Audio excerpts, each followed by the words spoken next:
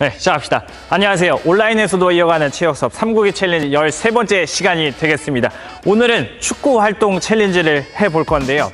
오늘 스피킹 챌린지 좀 주제는 선생님이 약간 그동안에 했던 내용들에 대한 좀 반성의 의미가 살짝 들어가 있습니다. 이게 왜 그러냐면 지금 우리가 그동안 이제 축구 관련된 뭐 축구 역사도 하고 그다음에 뭐 경기 규정도 하고 선수에 대해서도 알아보고 뭐 그랬었는데 학교에서 이제 여학생들을 데리고 축구 대회를 열어보면은 아니 이것도 몰라? 라고 했던 거를 정말 모르더라고요. 그래서 그런 내용들을 좀 정리를 해서 이번 스피킹 챌린지 내용을 좀 준비를 해봤습니다.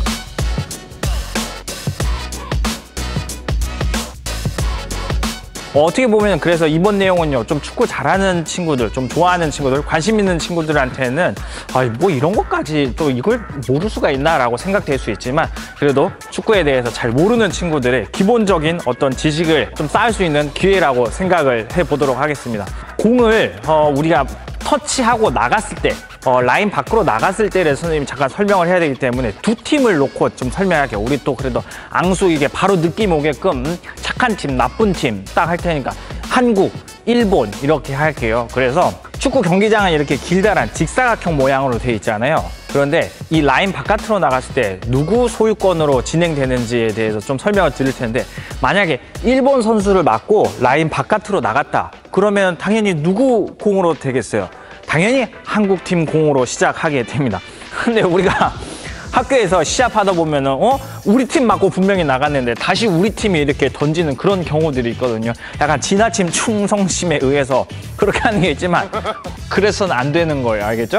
그래서 공이 아웃이 됐을 때는 소유권은 마지막에 터치된 팀의 상대편이 소유권을 당연히 가져가게 됩니다. 축구 경기장 이렇게 직사각형으로 생겼잖아요. 그래서 골대하고 가까운 쪽 라인 그러니까 직사각형에서 좀 짧은 변이 되겠죠. 이 짧은 변은요 골라인이라고 하고요. 이렇게 긴 변, 우리가 보통 축구 중계 볼 때 위아래로 이렇게 있는 긴 변은 터치라인이라고 하는데 우리가 또 그 용어까지 또 생각하면은 또 이거 헷갈리고 하니까요. 그냥 이쪽 골대 근처 그 다음에 이 골대 아닌 쪽 이렇게 그냥 단순하게 해서 좀 선생님이 설명을 이어가도록 해볼게요.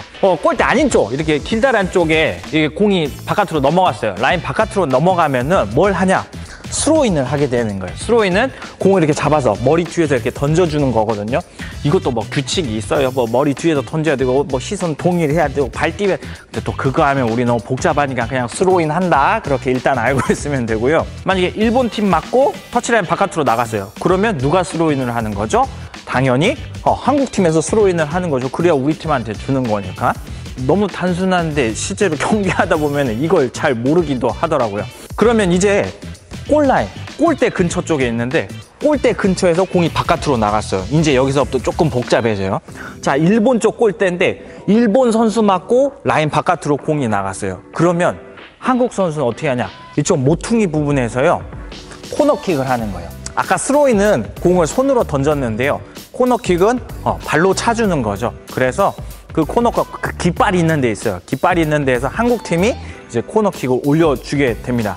근데 반대로 이런 경우가 있어요. 일본 팀 골대 근처에서 한국 선수를 맞고 골라인 아웃 됐을 때 그때는 어떻게 되느냐? 당연히 일본 팀 공격권이 되는 거죠. 그럴 때는요. 골 에어리어에서 골킥으로 이제 킥이 시작되게 됩니다. 그게 뭐냐면 골대 앞에서 골키퍼가 처음에 길게 뻥 차주는 거 있잖아요. 이제 그렇게 되는 건데 사실 키퍼가 안 차고 뭐 다른 수비수나 다른 선수가 차도 상관없긴 한데 어쨌든 키퍼가 차는 게 제일 효과적이니까 그렇게 차는 거고요.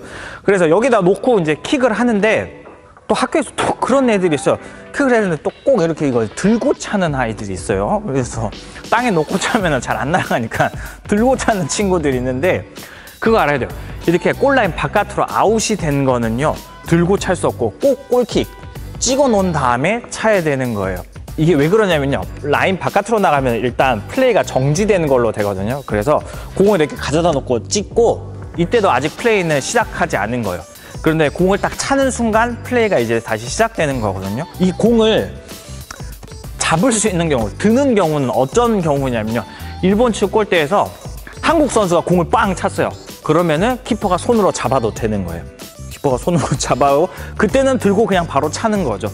근데 또 희한한 게 있어요. 이렇게 한국 선수가 차가지고 일본 골키퍼가 공을 잡았네? 그러면 그냥 그대로 차면 되거든요. 또 근데 우리 학교에서는 또 어떤 일이 벌어지냐. 이거를 또 여기다 또 가지런히 갖다 놓고 또 이렇게 뒤로 물러서 차요. 근데 이때 이거는 무슨 일이냐면요. 거의 자책골 거의 수준이에요. 플레이가 지금 계속 되고 있는 상황이거든요. 공이 이렇게 찍어 놓은 거는요. 상대편 한국팀이 와서 공을 차 넣어도 무방한 거예요. 왜냐면 계속 플레이가 되고 있는 거니까. 그래서 이때는 공을 내려놓으면 안 되고 그냥 그대로 차면 되는 거예요. 그런데 또 이런 경우도 찍어놨는데 한국 애들 오네? 그래가지고 다시 공을 짚는 이런 경우도 있는데요. 이건 안 되는 거예요. 이게 이제 학교에서 축구 반대항 하다 보면은 골키퍼 잘 못하는 친구들이 하다 보니까 이런 실수들이 종종 나오게 되거든요. 그러면은 이것도 파울로 간접 프리킥 원래 가게 돼요. 그럼 또 간접 프리킥은 뭐예요? 직접 프리킥. 이건 또 나중에 또 기회가 되면 선생님 설명할 테니까요. 일단 하면 안 된다? 그 정도로 기억하고 계시면 되겠습니다. 이거 왜 돼요? 이럴 수 있어요. 내가 갖고 있다가 앞에 있는 우리 편 수비수한테 공을 땅 준 거예요. 공을 줬는데 이 수비수가 공을 받은 다음에 다시 키퍼한테 공을 주는 거예요.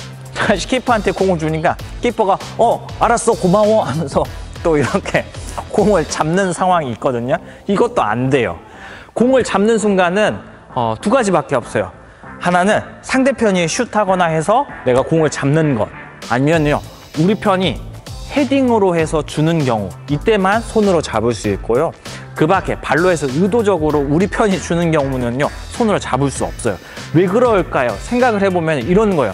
일본이 1대0으로 이기고 있다라고 생각해봐요. 그러면은 일본이 골키퍼가 잡고 있다가 이렇게 수비한테 줘요. 그럼 수비는 고마워 다시 골키퍼한테 줘요. 그 골키퍼는 다시 또 잡고 시간 좀 끌다가 다시 우리 팀 수비한테 또 주고, 계속 이렇게 되면 1대0 이 얍세비로 거의 끝나가잖아요. 그래서 우리 편이 주는 공은 손으로 잡을 수 없다라는 점도 기억하고 계시면 되겠습니다. 그래서 스피킹 챌린지는 여기까지고요. 오늘 이제 본격적으로 활동 챌린지 시작해 보도록 하겠습니다.